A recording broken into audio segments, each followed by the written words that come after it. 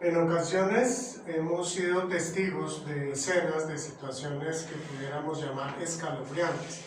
Les invito a ver esta imagen que corresponde a un grupo de langostas. Las langostas pertenecen a los saltamontes y en grupos así, que no es lo normal, pues seguramente que cualquiera de nosotros llegaríamos a sentir escalofrío, por lo menos. Las langostas generalmente son insectos solitarios, pero también en algunas ocasiones se reúnen en grandes cantidades y logran movilizarse por grandes distancias, más o menos unos 150 kilómetros en un día si tienen vientos favorables. Estos enjambres de langostas son capaces de devorar grandes cantidades de vegetación y de alimentos. Por ejemplo, la langosta del desierto puede llegar a consumir en un solo día su propio peso. Y esto significa que en un pequeño enjambre de 1 kilómetro de largo puede llegar a consumir en un solo día lo que corresponde a unas 35.000 personas. Esto desde luego entonces significa que puede llegar a ocasionar grandes hambrunas en las regiones por donde pasan y pues son entonces una plaga bastante dañina. Hoy vamos a ver el capítulo 9 de Apocalipsis y el título que le he dado es Justa Retribución. Para entenderlo entonces mejor nos ponemos en contexto recordando rápidamente lo que vimos en el capítulo anterior. En el capítulo anterior entonces comienza allí con la presencia de 7 ángeles que están frente a Dios, que reciben su trompeta cada uno, pero hay un silencio de una media hora, es un silencio bastante largo, y por esto podemos entender que es un momento solemne. Hay tensión, hay cierto nerviosismo, hay suspenso por lo que viene. Y es entonces que aparece un ángel con un incensario y pues recordamos que el incienso simboliza las oraciones del pueblo de Dios, de los santos. Y entonces dice allí que este ángel que lleva el incensario recibe también bastante incienso y es así que el humo llega hasta la presencia de Dios. Esto pues también tiene un simbolismo muy importante porque el ángel arroja las brasas del altar sobre la tierra. Y esto pues es el inicio realmente a la siguiente parte en este capítulo 8, que corresponde a las primeras 4 trompetas. Entonces la primera trompeta corresponde a el granizo y el fuego que van mezclados con sangre que son arrojados sobre la tierra. Entonces se queman la tercera parte de la tierra, de los árboles y toda la hierba verde del planeta. Es algo, entonces, un desastre ecológico significativo, muy importante. La segunda trompeta trata de como una gran montaña envuelta en fuego, como una antorcha, cae sobre el mar y entonces la tercera parte del mar se convierte en sangre y la tercera parte de los seres marinos mueren. Además, la tercera parte de los barcos es destruida. Pasamos entonces a la tercera trompeta. La tercera trompeta entonces corresponde a una gran estrella que va envuelta en fuego y cae sobre la tercera parte de los ríos y los manantiales. Esto entonces ocasiona que la tercera parte de las aguas se vuelvan amargas y por estas aguas muere mucha gente. La cuarta trompeta es el momento en que el sol, la luna y las estrellas, la tercera parte de ellas, son asoladas, o sea, heridas o afectadas, y por este motivo quedan sin luz la tercera parte del día y de la noche. Por último, entonces, terminando ya este capítulo, viene la lamentación, dice que pasa un águila y exclama 3 veces ¡ay! Esto nos habla de la gravedad de los 3 juicios que siguen. Si los 4 juicios anteriores fueron realmente bastante duros, difíciles para la humanidad, pues nos entra esa inquietud, ¿qué será lo que viene entonces? Pues por lo visto va a ser más duro, más terrible que lo que ya pasó. Y la diferencia, como lo vamos a ver hoy entonces, son juicios que afectarán directamente al ser humano. Y podemos darnos cuenta que cada uno de estos ay o lamentaciones corresponden a cada una de las trompetas que hace falta que suenen. Bien, entonces vamos a hacer nuestra primera lectura de la primera parte y corresponde a la quinta trompeta, tormento y dolor. Va desde el verso 1 hasta el verso 12. Esta primera parte, los primeros 3 versículos dicen así: Tocó el quinto ángel su trompeta y vi que había caído del cielo a la tierra una estrella, a la cual se le entregó la llave del pozo del abismo. Lo abrió y del pozo subió una humareda como la de un horno gigantesco, y la humareda oscureció el sol y el aire. De la humareda descendieron langostas sobre la tierra, y se les dio poder como el que tienen los escorpiones en la tierra. Bien, esta primera parte entonces vamos a mirar unos detalles.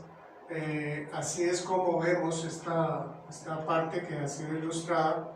La primera parte que dice que la estrella entonces cae, como dice, tocó el quinto ángel su trompeta y vi que había caído del cielo a la tierra una estrella. Podemos imaginarnos desde luego que cae algo así como un asteroide, un meteorito, pero pues algo que llama la atención es que dice a la cual se le entregó la llave del pozo del abismo. Esto indica que no se trata desde luego de algo así, sino que está simbolizando a alguien, a un ser inteligente, porque recibe esa llave del abismo, pero además, iniciando el verso 2, dice que la abrió. Mirando entonces otros pasajes de la Biblia, encontramos que en Isaías 14:12 se refiere así, dice: ¿Cómo has caído del cielo, lucero de la mañana? Tú que sometías a las naciones, has caído por tierra. Este es un texto que se interpreta como el inicio del origen de Satanás, es decir, Lucero, que era un ángel importante dentro del grupo de ángeles creados por Dios, se revela y entonces aquí dice: ¿cómo has caído del cielo? Entonces podemos pensar, bueno, puede ser Satanás o de pronto un ángel caído. Bueno, dice este texto también nos habla que las llaves que recibe son las llaves del abismo. En la Biblia encontramos sobre el abismo algunos pasajes. Uno se encuentra en Romanos 17 y nos dice que es el lugar de los muertos, el abismo. Pero allí mismo en Apocalipsis 11:7, un poco más adelante, nos dice que es el lugar de donde proviene la bestia. Dice así, Apocalipsis 11:7: Ahora bien, cuando hayan terminado de dar su testimonio, aquí se está refiriendo a los 2 testigos, la bestia que sube del abismo les hará la guerra, los vencerá y los matará. Entonces, por eso se puede entender que el abismo también es el lugar de donde proviene la bestia, provendrá la bestia. Pero también en Apocalipsis 20, verso 3, nos habla sobre el abismo como la prisión de los demonios. Dice: lo arrojó al abismo, lo encerró y tapó la salida para que no engañara más a las naciones hasta que se cumplieran los 1000 años. Aquí está hablando de un ángel que arroja allí a Satanás al abismo. Y en Lucas 8, 28 y 31 recordemos una circunstancia que también nos da luz sobre lo que es el abismo. Es cuando Jesús llega a una región de Gadara y allí se encuentra con un endemoniado. Entonces dice que el endemoniado, cuando vio a Jesús, dio un grito y se arrojó a sus pies. Entonces exclamó con fuerza: ¿por qué te entrometes, Jesús, Hijo del Altísimo? Te ruego que no me atormentes. Así que estos demonios, porque dice que eran muchos, por eso le responden que ellos se llaman legión, porque son muchos, le tienen temor, identifican a Jesús como el Hijo del Dios Altísimo, y además le dicen: te ruego que no me atormentes. Ellos entienden que Jesús puede atormentarles, pero además dice: y estos le suplicaron a Jesús que no los mandara al abismo. Bien, en el verso 3, que nos habla entonces sobre esta plaga de langostas, nos recuerda la octava plaga que Dios le envió a los egipcios por la dureza del corazón del faraón, allí en Éxodo 10, especialmente versos 12 al 15. Y estas langostas fueron símbolo en el Antiguo Testamento, lo podemos ver en Joel, especialmente capítulos 1 y 2, que nos hablan de las plagas de langostas como un símbolo de destrucción. Nos dice que en el día del Señor habrá destrucción, gran destrucción allí, precisamente por langostas. Entonces, en esta ilustración vemos pues cómo desde abajo salen, esto que vemos aquí abajo pues serían las langostas. Continuamos entonces con la lectura, versos 4, 5 y 6, dice así: se les ordenó que no dañaran la hierba de la tierra, ni ninguna planta ni ningún árbol, sino solo a las personas que no llevaran en la frente el sello de Dios. No se les dio permiso para matarlas, sino solo para torturarlas durante 5 meses. Su tormento es como el producido por la picadura de un escorpión. En aquellos días la gente buscará la muerte, pero no la encontrará. Deseará morir, pero la muerte huirá de ellos. Aquí entonces encontramos que se trata de la misión que tienen estas langostas, ¿cierto? ¿Cuál es entonces esa misión? Es torturar, o sea, atormentar a los seres humanos que no tienen el sello de Dios con un poder, como dice allí el verso 5, de escorpiones, ¿cierto? Su tormento es como el producido por la picadura de un escorpión. Miremos esta siguiente imagen que nos ilustra entonces los escorpiones y las langostas. Claro, tienen algunas diferencias significativas, pero pues como nos habla aquí que es algo similar a lo que produce una herida de una picadura de escorpión, estuve averiguando sobre esto y nos dice que las picaduras del escorpión, los síntomas generales son dolor e inflamación en el sitio de la picadura y enrojecimiento, hinchazón y fiebre que dura desde unas horas hasta 2 días. Pero cuando los casos son un poco más graves, pueden ocasionar mareos, vómitos, sensación de desmayo, dolor de cabeza, temblores, espasmos musculares, sudoración, palidez, somnolencia o agitación, presión arterial alta o baja, latidos cardíacos acelerados o débiles y además falta de aire. Entonces, desde luego es algo bastante angustioso, ese tormento, como dice el verso 5, su tormento es como el producido por la picadura de un escorpión. Entonces, imaginémonos que aquí lo que nos está hablando es de algo bastante angustioso y doloroso. Las langostas normalmente atacan, como lo veíamos al comienzo, las plantas, los árboles. Y aquí en este caso la orden es que no deben de afectar a las plantas ni a los árboles, sino que deben entonces de afectar la vida de las personas que no tienen el sello de Dios.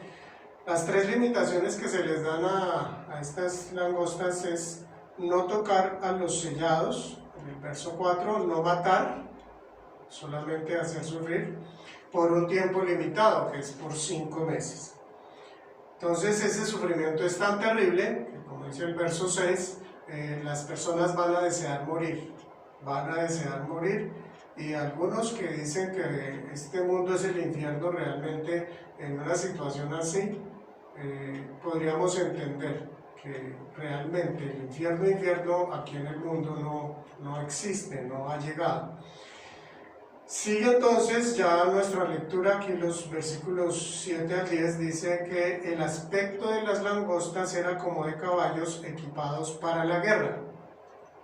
Llevaban en la cabeza algo que parecía una corona de oro y su cara se asemejaba a un rostro humano. Su crin parecía cabello de mujer y sus dientes eran como de león. Llevaban coraza como de hierro y el ruido de sus alas se escuchaba como el estruendo de carros de muchos caballos que se lanzan a la batalla. Tenían cola y aguijón como de escorpión, y en la cola tenían poder para torturar a la gente durante 5 meses. Entonces aquí lo que estamos viendo es una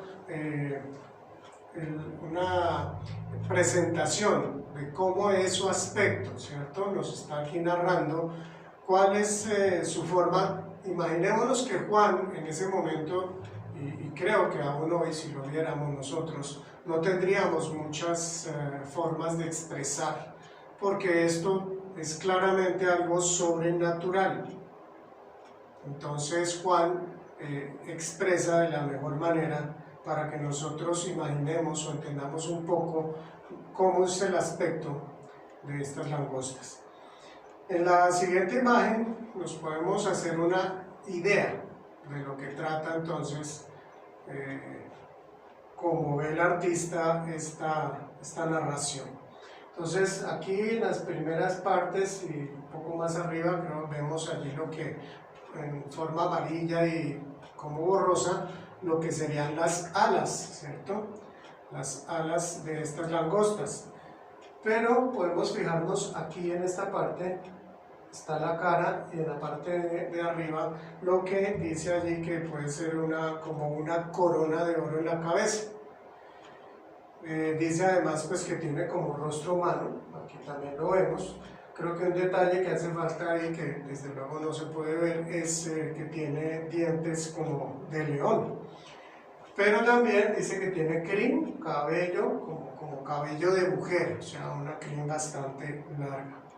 Y dice que en su cuerpo tiene como una coraza de hierro.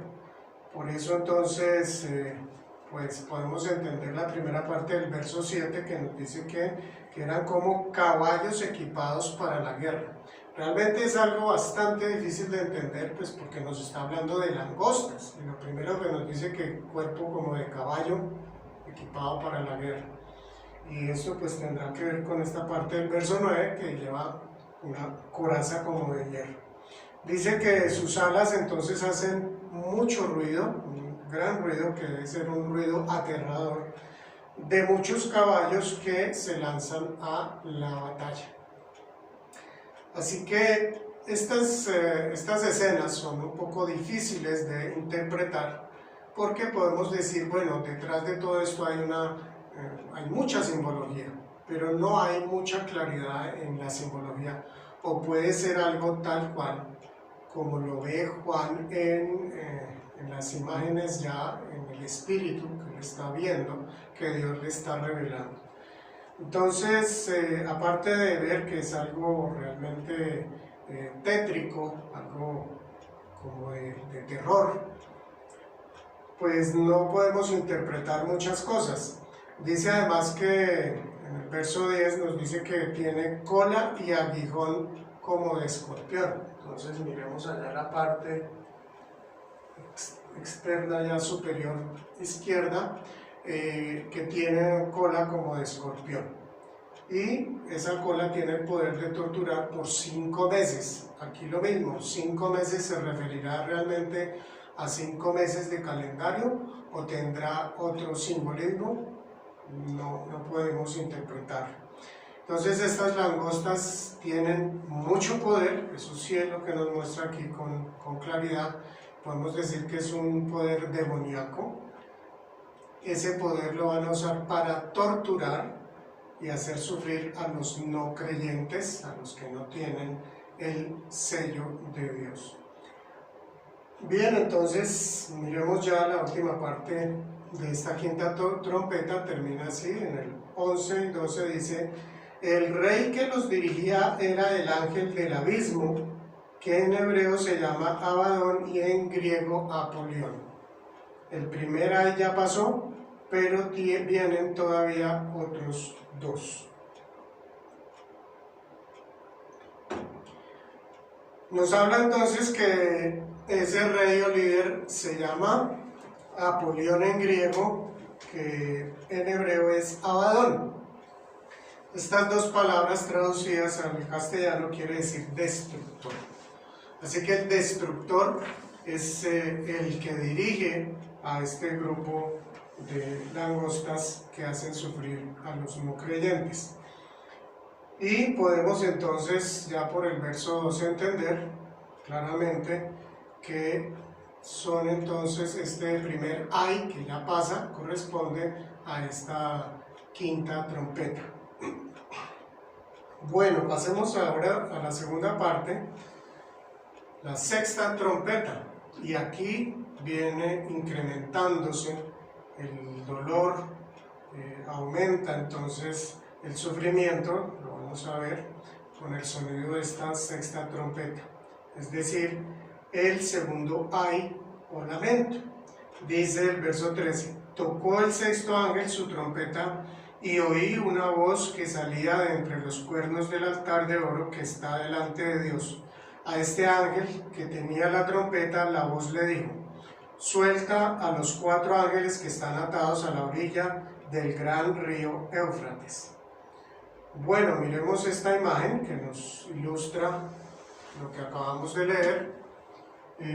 Está pues el ángel junto a este altar, que en las 4 esquinas tenía unas salientes como cuernos, por eso lo habla aquí, y es así como además Moisés construyó el arca del incienso, el altar del incienso, allí en el tabernáculo. Bueno, entonces esa voz, esa primera voz que nos dice que sale de allí entre los cuernos del altar de oro, pues puede ser la voz de Dios, aunque también pudiéramos imaginarnos que corresponde a la de un ángel de un mayor rango.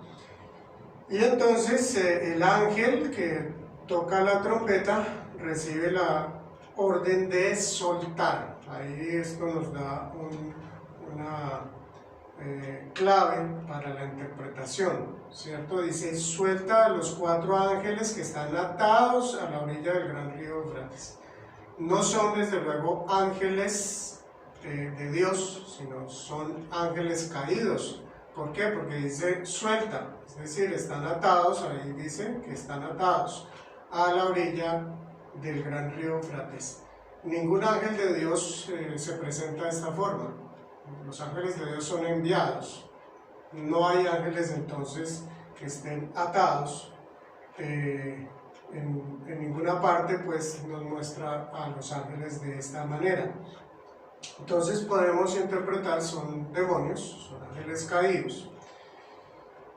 Continuamos con el texto, dice aquí el verso 15 y 16: así que los 4 ángeles que habían sido preparados precisamente para esa hora y ese día, mes y año, quedaron sueltos para matar a la tercera parte de la humanidad. Oí que el número de las tropas de caballería llegaban a 200 millones. Muy bien, aquí entonces nos habla que Dios no está improvisando. Esto es algo que Dios ya tiene preparado, que Dios ya lo sabe de antemano, porque ahí dice que estaban preparados precisamente para esa hora, ese día, mes y año. Es decir, lleva ya un tiempo ya que Dios lo sabe, lo tiene listo este momento. ¿Cuál es entonces la misión? La misión, como dice allí, es matar a la tercera parte de la humanidad. Allí terminando el verso 15 es que dice, ¿no? Es algo escalofriante esto de tantísima gente que va a morir por causa de lo que viene, porque aquí hasta esta parte nos ha hablado desde los 4 ángeles, pero viene entonces a continuación la explicación de cómo va a ser producida esa muerte. Así que este sufrimiento que viene sobre el mundo pagano, sobre las personas que no creen en Dios, que no le han recibido en su corazón. En el verso 16 dice que son tropas de caballería gigantescas, así que ese número que es inmenso, que es de 200 millones, era bastante grande. Si para nosotros es bastante grande, imaginarnos eso, mucho más para Juan en su época, que la cantidad de personas en el mundo era mucho menor. Bueno, habla aquí del verso 17 al 19. Así vi en la visión a los caballos y a sus jinetes. Tenían coraza de color rojo encendido, azul violeta y amarillo como azufre. La cabeza de los caballos era como de león, y por la boca echaban fuego, humo y azufre. La tercera parte de la humanidad murió a causa de las 3 plagas de fuego, humo y azufre que salían de la boca de los caballos. Es que el poder de los caballos radicaba en su boca y en su cola, pues sus colas, semejantes a serpientes, tenían cabezas con las que hacían daño. Entonces aquí vemos el aspecto realmente lo que estamos viendo. Aquí, sobre todo el verso 17 y 19, son los que están mostrándonos ese aspecto. Ya entonces ya no hay langostas, aquí ya lo que nos está mostrando es que caballos y jinetes. Ahora también bastante impactante el aspecto que nos describe aquí. Dice que tenían que una coraza de color rojo encendido, azul, violeta y amarillo como azufre. Similar a lo que nos habla en cuanto a que llevan una coraza, similar a los insectos que vimos anteriormente en la trompeta, en la quinta trompeta. La cabeza de los caballos era como de león. Ya empezamos a imaginarnos esto. Y además dice que por la boca echan fuego y humo y azufre. Entonces, esto del fuego, del humo y del azufre tiene que ver con descripciones cuando en la Biblia se habla del infierno. El fuego, el humo y el azufre. Y en el verso 19, que nos completa esa descripción de su aspecto, dice que las colas son como serpientes, pues tenían cabezas, y que el poder de los caballos está en la boca y en la cola, que es con lo que hacen daño. Así que tienen un muy gran poder de causar daño. Y en el verso 18, que nos habla que la tercera parte de la humanidad murió, esa tercera parte de la humanidad que murió, aquí ya nos lo está narrando el pasado, ¿cierto? Y nos dice que es a causa de las 3 plagas que son fuego, humo y azufre, nuevamente.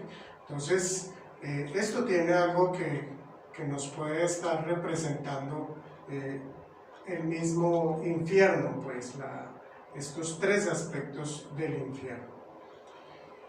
Terminamos entonces ya con la tercera parte. Bueno, miremos esta imagen que nos está hablando de ese aspecto, cómo el ilustrador imagina esta escena. Es escalofriante y desde luego cada uno llegará a imaginarse cosas algo diferentes. Pero pues allí nos muestra esas cabezas de león que están entonces por sus bocas escupiendo el fuego y el azufre, y bueno, en fin, es algo tétrico. Y también pues nos muestra allí a los jinetes. Bueno, vamos entonces a pasar ya a esta tercera y última parte,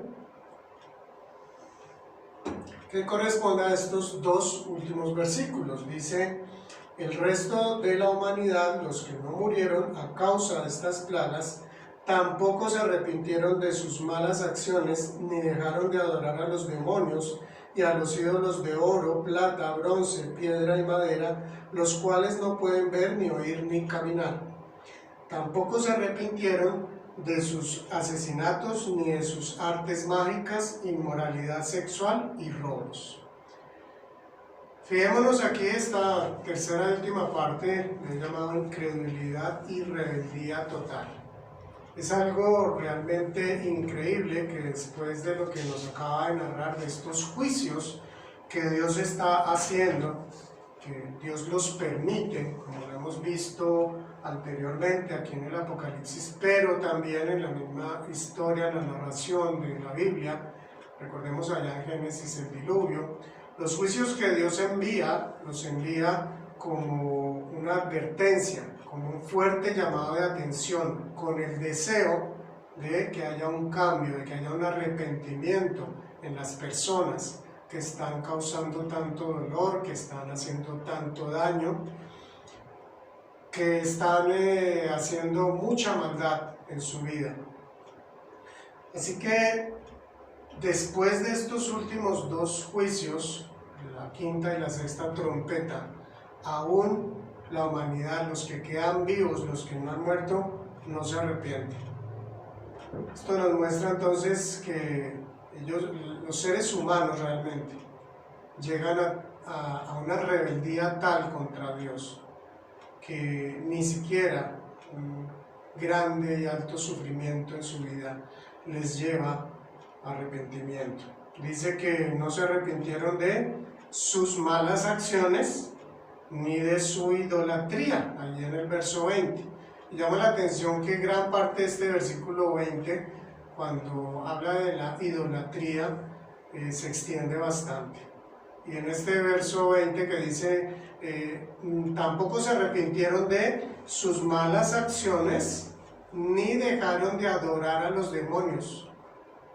Qué absurda esta situación del ser humano.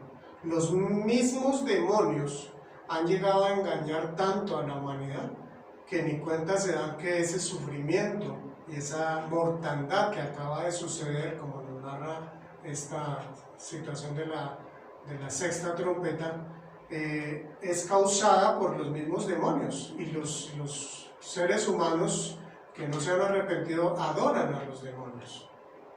También describe entonces que adoran no solo a los demonios, sino que adoran a los ídolos de oro y de plata y de bronce, de piedra y de madera, que estos no pueden ver, ni oír, ni caminar. Esto es algo que también es repetido en diversas partes de la Biblia, del Antiguo y del Nuevo Testamento, que es algo que Dios detesta y es algo que afecta mucho al ser humano.